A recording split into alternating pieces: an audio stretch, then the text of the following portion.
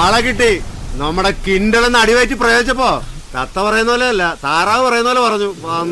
അങ്ങോട്ട് പറഞ്ഞു കൊടുക്കണം ഡോക്ടറെ. അയ്യാ എന്നെ നിശാലിയ, നാ ഒരു പാവം ഡോക്ടർ അയ്യാ. ബെല്ലാരി രാജ അല്ലടേ, എല്ലൂരി രാജ. നിന്റെയൊക്കെ എല്ലുകളൂരാൻ വന്ന രാജ. എന്തൊരു ഡായ്.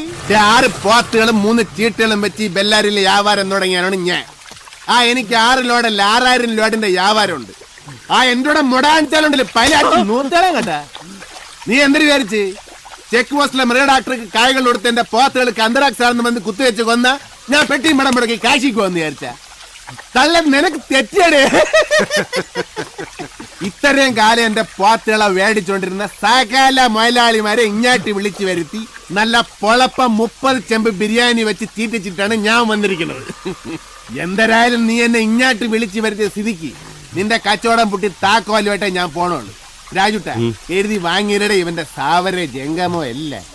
അന്തരാസ് കൂന്തരാസ് അവന്റെ അമ്മേരെ തള്ളേ കലിപ്പ് തീരണില്ലല്ലേ.